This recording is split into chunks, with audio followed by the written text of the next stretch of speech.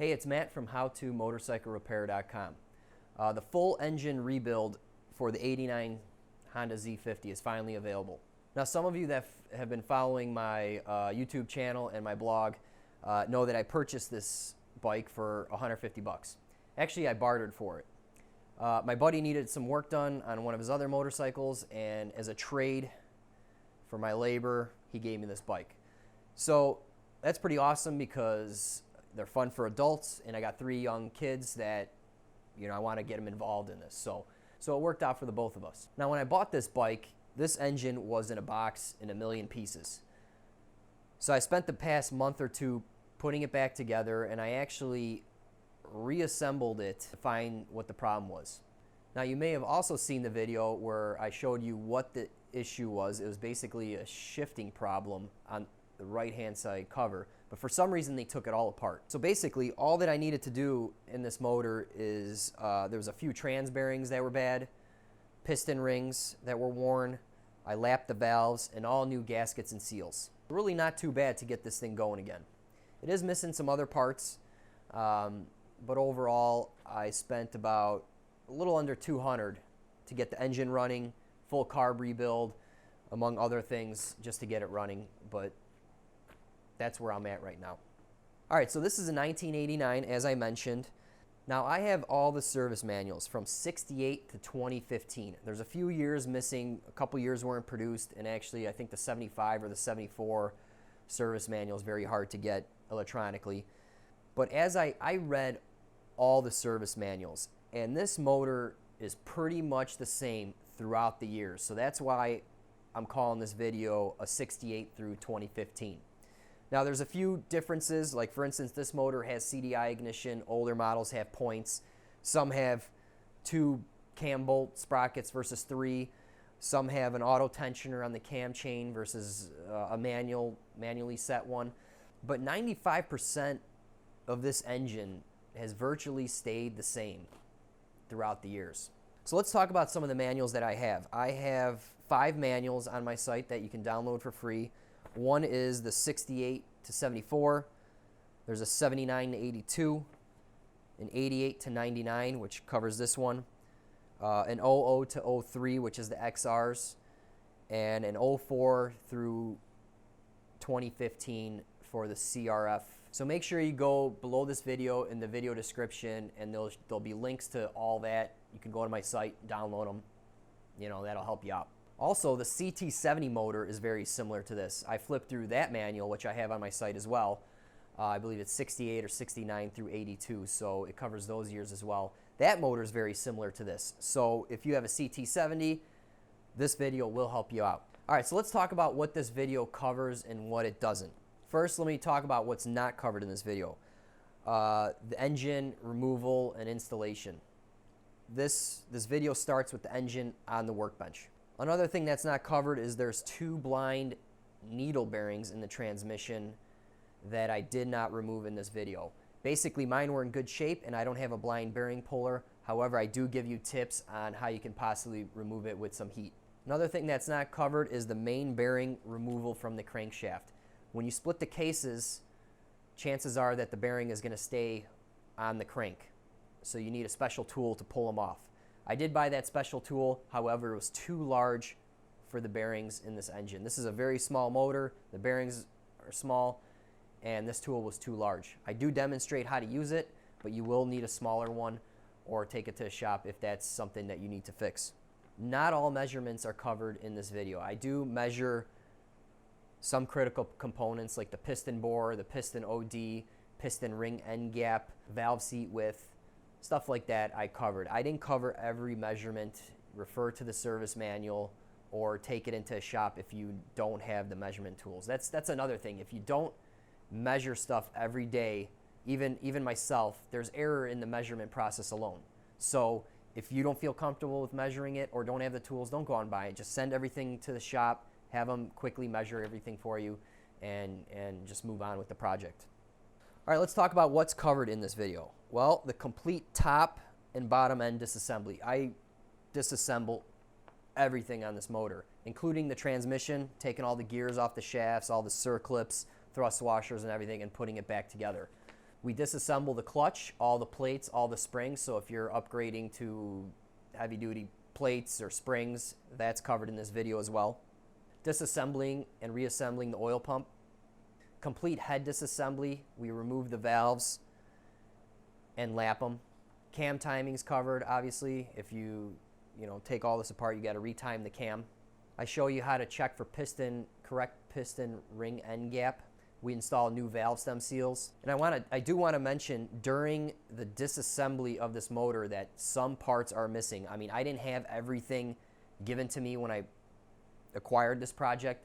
So there's some gaskets missing, some seals, a few little parts that I do mention throughout the video.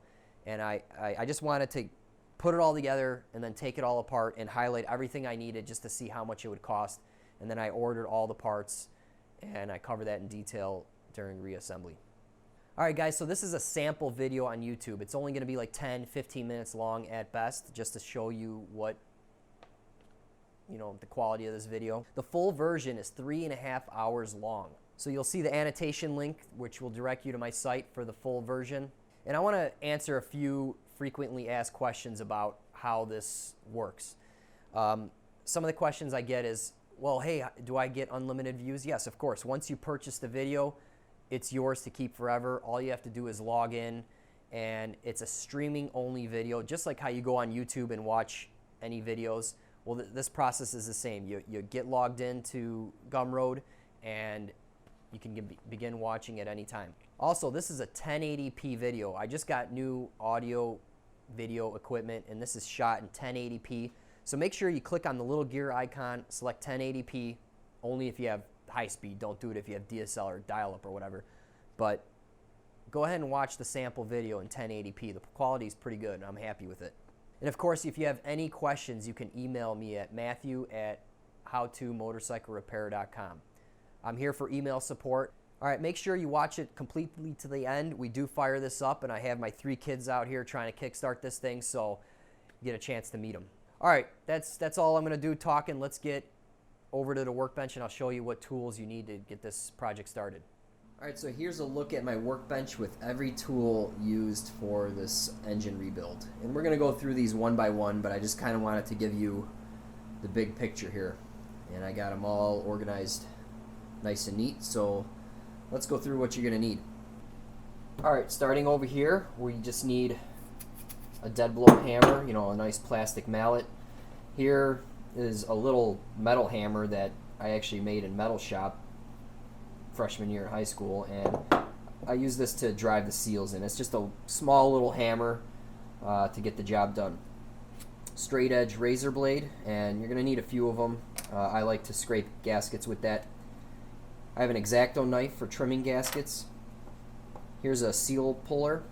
Again, you can use a flat bait screwdriver, but this works pretty nice. Over here I have a large and a small adjustable wrench. I have 2 pickup magnets. I have a 3/8 and a 1/4 inch torque wrench, and these are Harbor Freight units. You can get the coupons, and they're $9.99 each, so they're very inexpensive.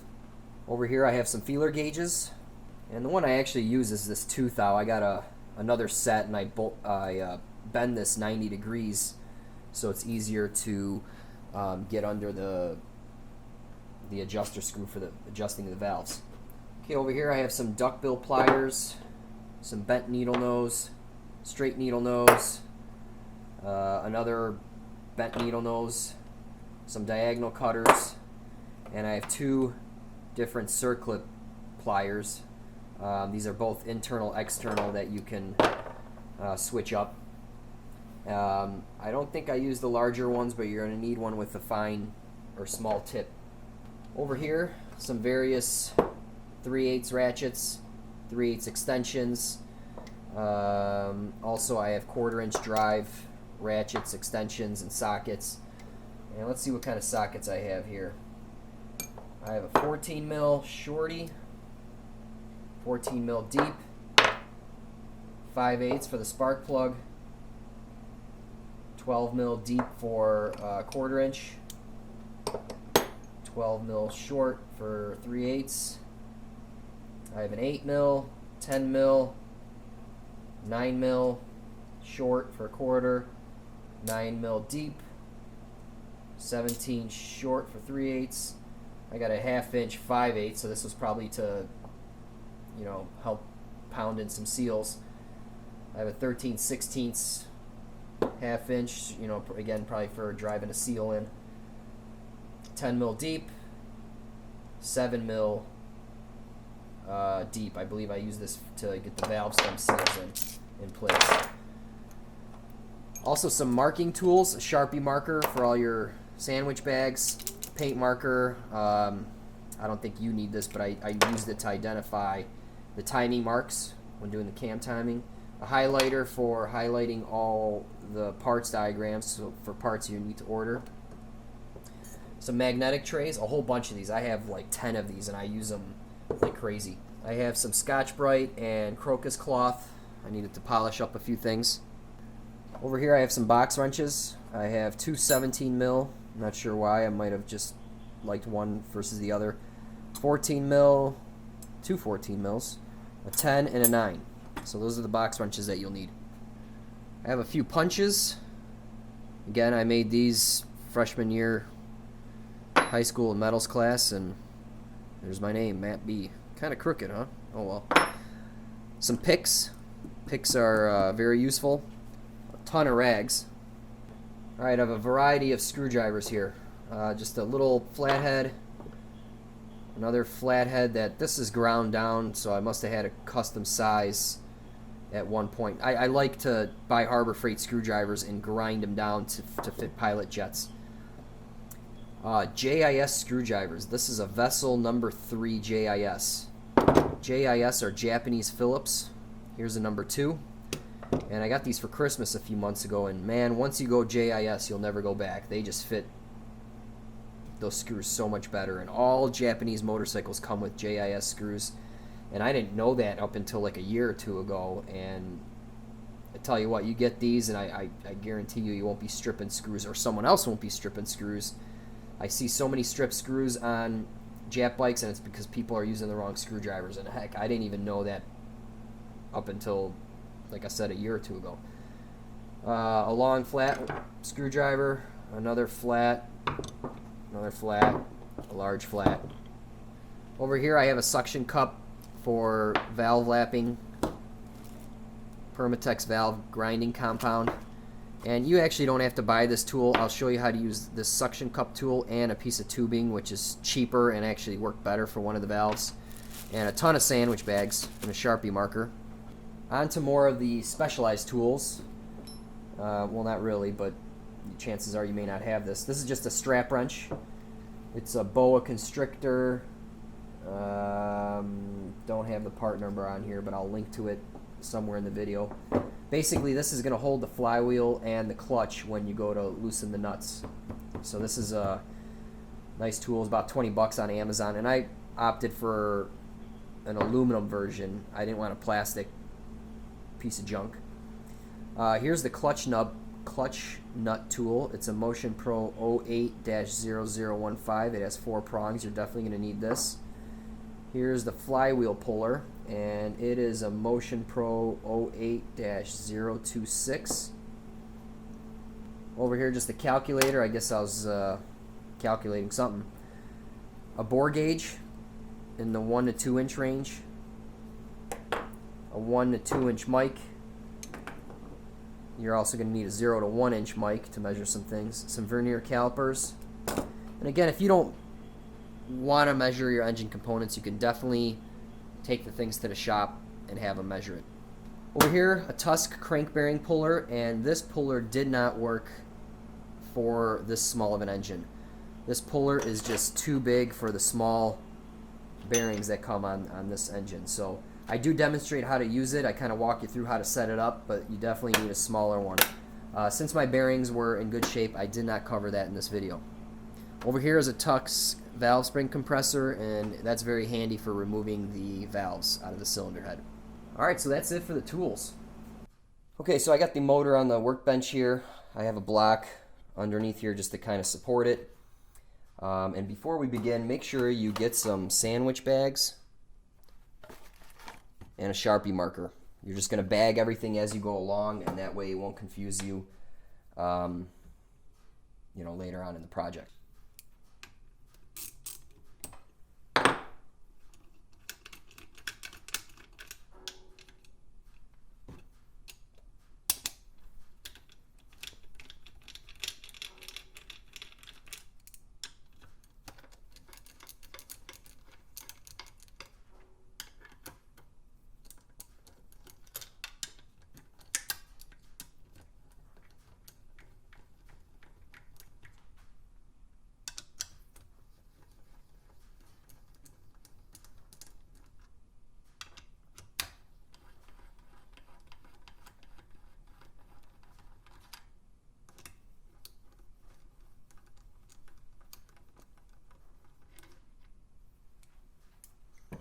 All right, so there's 1, 2, 3, 4, 5, 6, 7, 8 bolts. Okay, some of them are different lengths, but something to note is they all stick out about 1/4 inch.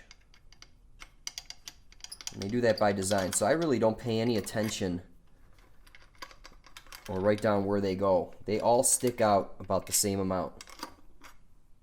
So you can see they're all kinds of different lengths, but don't worry about it. It's pretty easy once you get to this point for reassembly. You just insert them all, and they should all stick out about 1/4 inch.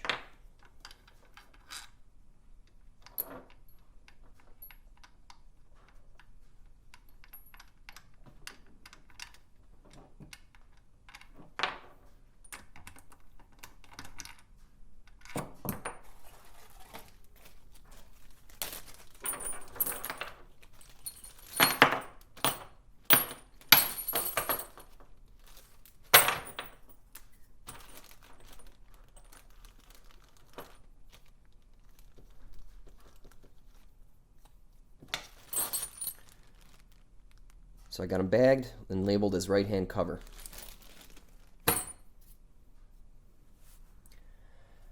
Alright, so to remove this cover, you might have to tap it with a rubber mallet just to break the gasket loose. And then put your thumb over the shaft and just kind of wiggle it off.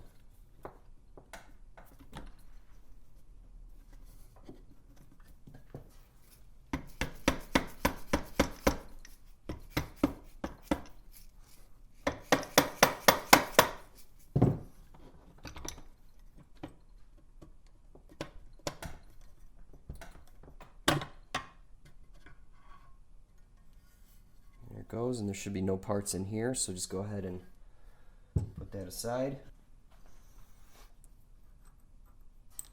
This part here, this arm, just slides right off, followed by this retainer plate, spring,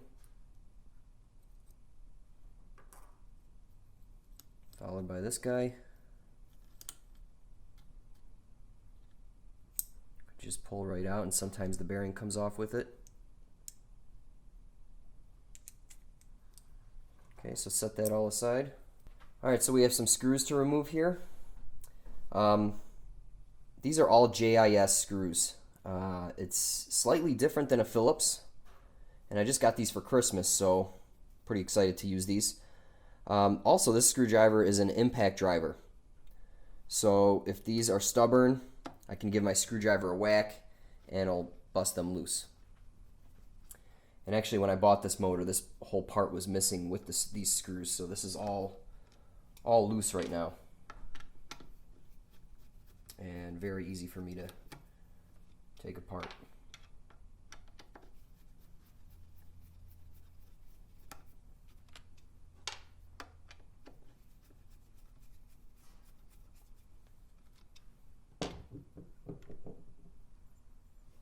Alright, you'll notice a gasket here, and we'll worry about that later.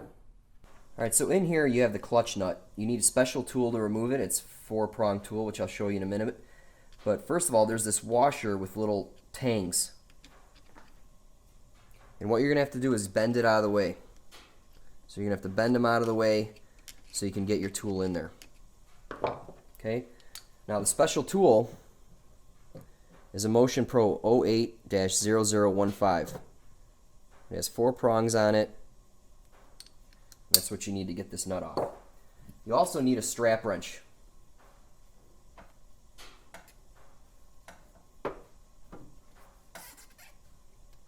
So that goes on like so.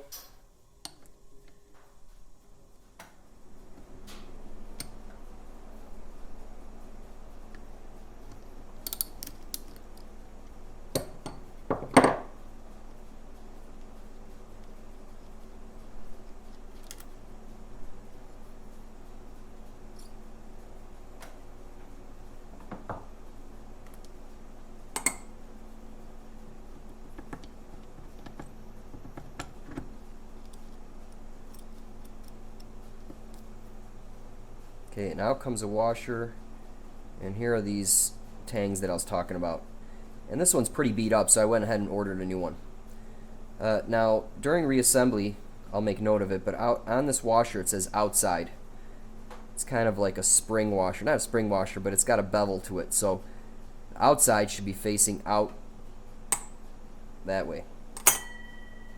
Alright, so let's go ahead and remove the clutch. And this one definitely needs to be taken apart and cleaned up, so we'll do that at a later point. And here's a gear and the clutch bushing.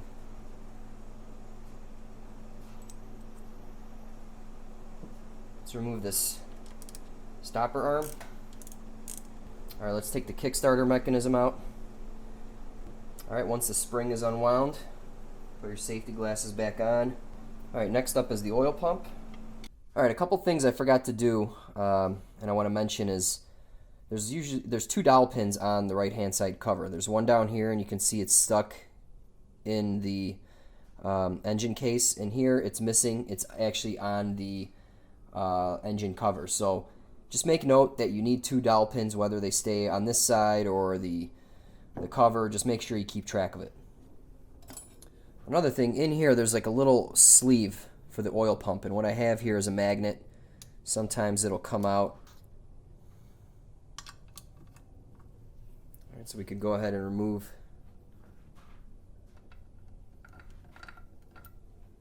Okay, we're going to have to remove the pickup here. It is a left-hand thread. What you want to do is thread it on as much as possible to get as maximum thread engagement. So just keep. And this is loose, but you'll hear it pop. Should pop right off. And that's how you take this off. Another little bracket right here. Holds down the wire. Let's take the stator off. Next, we're going to loosen these.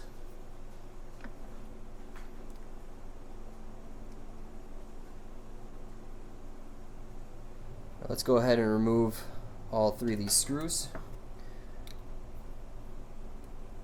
Remove these 8mm screws. Okay, let's remove this.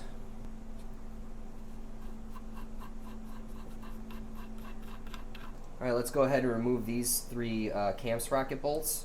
Alright, one thing I should have mentioned, we probably should have loosened this first before these 4 nuts. So my apologies. Loosen this first, followed by these 4 nuts. Now before we remove this bolt, we're going to want to pop the cam sprocket off.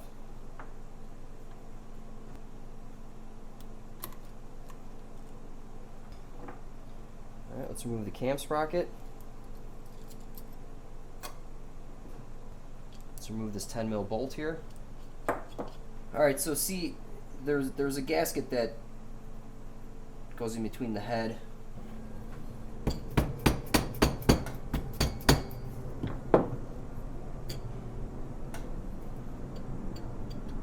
And you can see that the base gasket is stuck here. Let's remove that. Okay, so in here are circlips that hold the piston on the connecting rod. And you definitely want to be wearing safety glasses because these things do tend to fly out sometimes. Okay, let's remove all the case bolts. Remove this gasket. Alright, so as far as splitting the cases, you know, since my project was all loose, it'll just split real nice. See how it just comes apart? But if not, you're going to want to just give it some light taps. You know, right here is a nice boss. Just Give it a tap to break it loose. Also back here, you know, just give it a tap with a nice plastic mallet, and then it should come loose, and just work, you know, press on the shafts as you pop this off. Alright, so what I've done is heated up the case on my grill. It's currently sitting at about 150 degrees. I put on my safety glasses, and I have a flat blade screwdriver, and we're going to be removing this retaining ring that holds all these clutch plates in.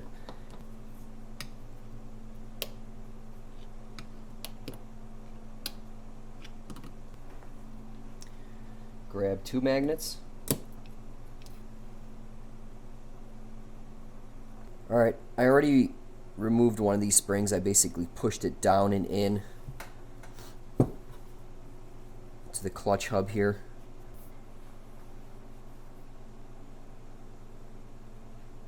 Let's disassemble the head.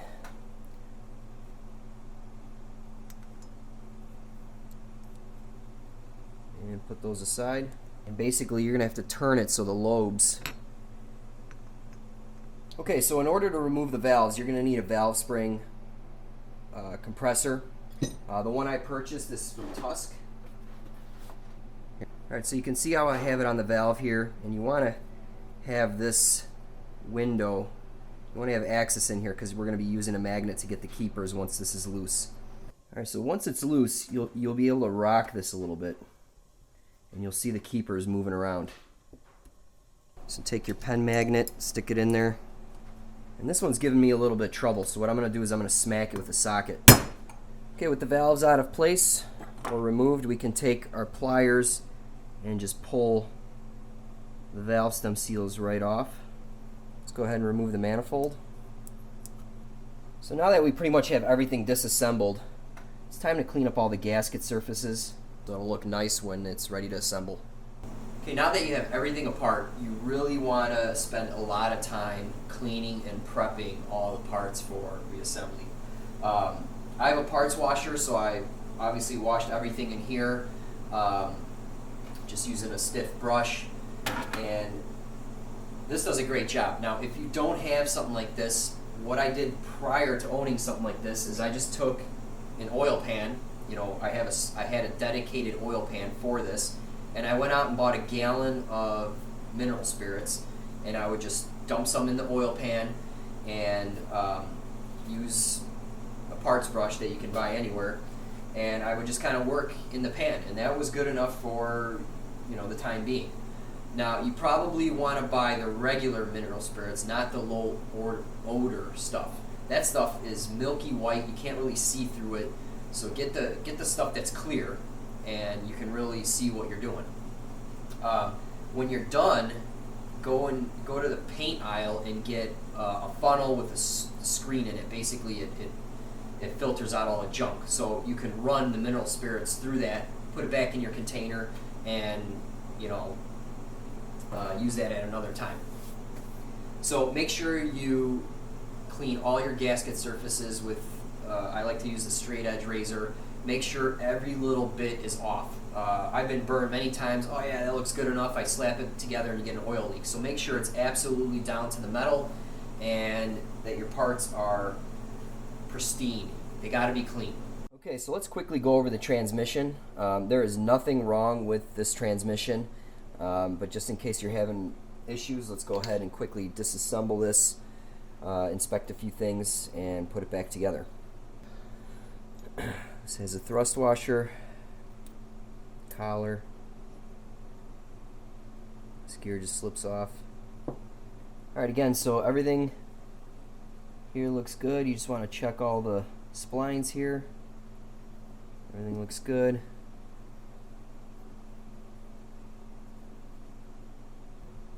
Alright, let's take the shift drum apart. Alright, so I have my cases heated here. I have a thin film of oil around the bearing, so it just kind of... Okay, I'm going to demonstrate how to remove the main bearings from the crank.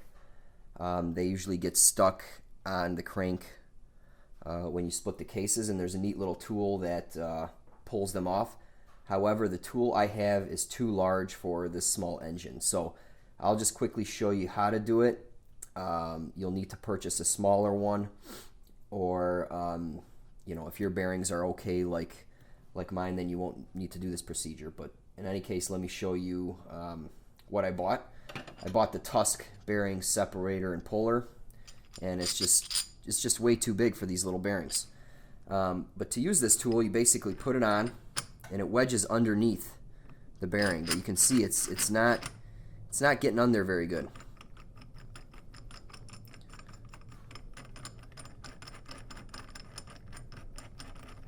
So to use this tool, just get it, try to keep these nice and parallel. You're going to want to tighten these with a socket to get it under the bearing.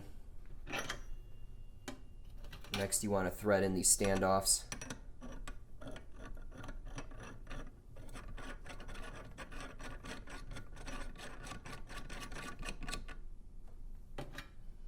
Okay, and I put a little grease on these threads just to help.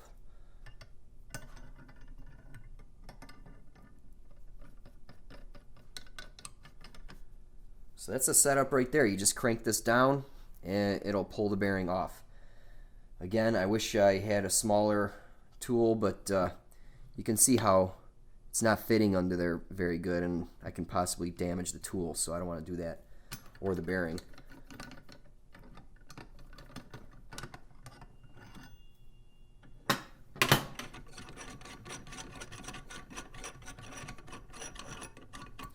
You can see the crank's a little golden color. I added a little heat. I put it on the grill, put a little heat on it to see if the bearings would just come off, and that didn't work, so don't bother trying that. So this cleans right off. It's just, let's go ahead and inspect the crank. For the service manual for this model, there's supposed to be no more than 20 thou. All right, let's install the oil pump shaft and sprocket here. Let's put your gasket on.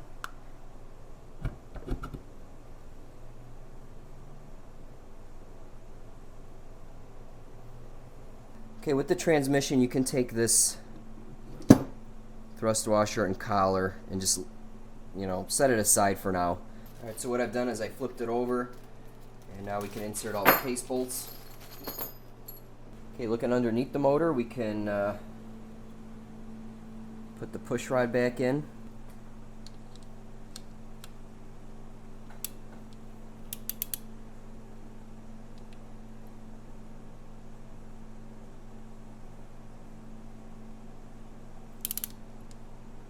Okay, while that's in there, take your screwdriver and wind this all the way. Moving on to the top end, we're going to go ahead and measure the bore of the cylinder. We'll measure the OD of the piston, and then we'll check the piston ring end gaps. Alright, time to lap the valves. Basically, I just want to see how these seats look after we just do a little bit of elbow grease here and some valve grinding compound. Got to tighten these up.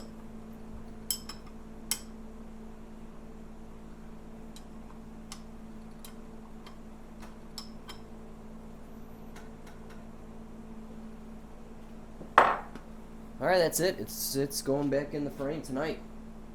So the next scene you'll see is hopefully a fire up video. Alright, this is the first startup. Got the kids out here to help me. Right, kids? Yeah. Who's gonna kick it? Me! We got gas here, right? We got gas in it, but we got a leaky valve here, so we just got a little bit of gas in the carburetor. Let's put the choke up. This is the choke. Flip it up. There you go.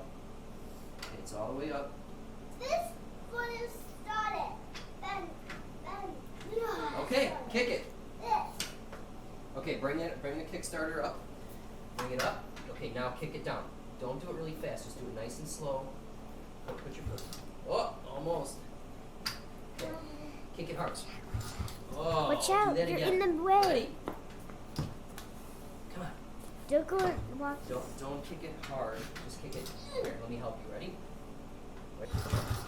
Oh, almost. Did you hear it? All right, ready? Let's do it one more time. Ready? Oh. Let's give it a little bit of starting fluid, okay?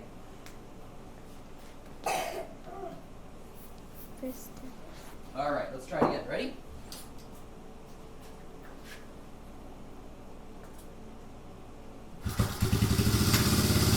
All right.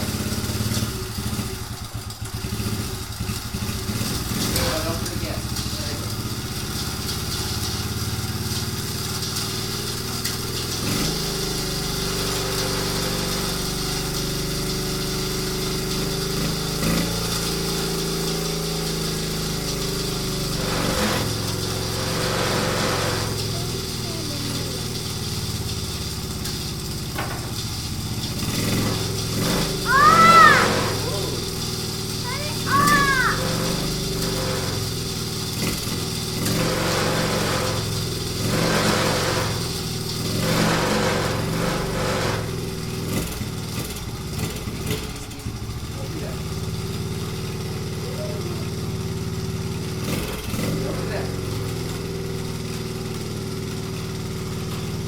There you go. Guys, Good.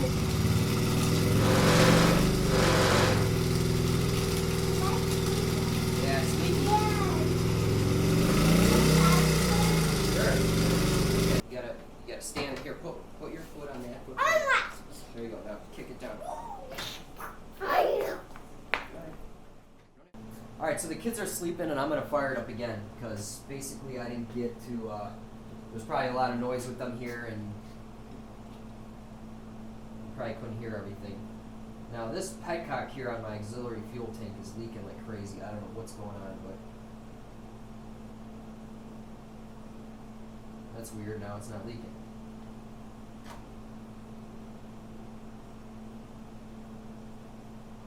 Anyway, let's see if I can fire this thing up with my hand.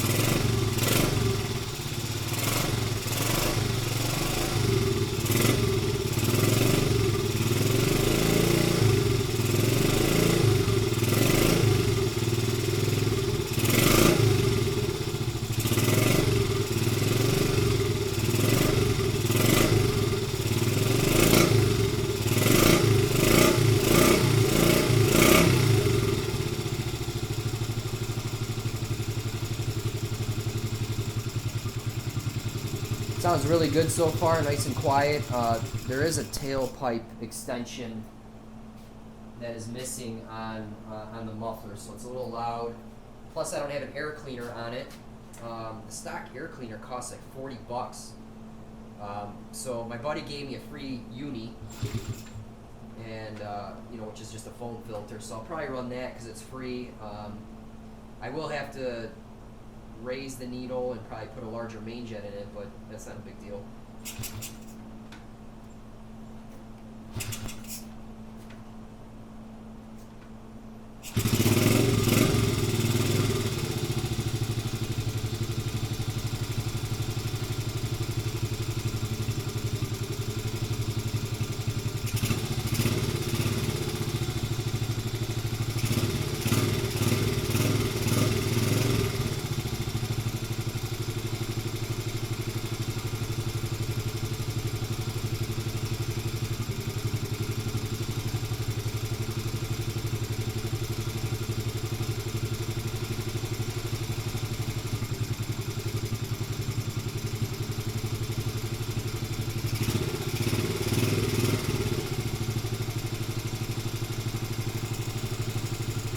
Alright, so that sounds pretty good.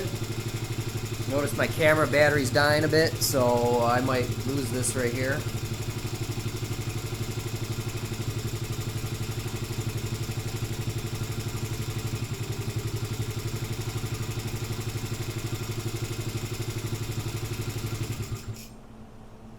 Yeah, I'm pretty happy with it. Sounds real good.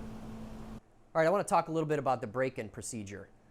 Typically what I do is after I start the bike, I let it run for a minute or two, shut it down, and I check the oil level. Make sure it's still topped off because some of the oil will go to the top end and the level will be low. So make sure you double check the oil level. And then what I do is I run it for a few minutes and a few more minutes, and I shut it down and I just check for leaks. And obviously you listen for any weird noises. And what I'll do is I'll just bring it up to temperature, let it run for 5 or 10 minutes, shut it down, let it cool, and repeat that process 2 or 3 times. Just take it through a few hot-cold cycles. Then just go ride it for an hour or so, be easy on it. And after you're done riding it, give it an oil change, and then it's pretty much broken in. I mean, that's all you really have to do to, ensure everything goes smoothly. All right, well, I hope you enjoyed this video. I hope that it gave you the info that you needed in order to rebuild one of these. It's fairly simple, but there's a few, there are some tricky things. So thanks for watching. If you haven't already, subscribe to my channel. Check out my site, howtomotorcyclerepair.com. Thanks for watching.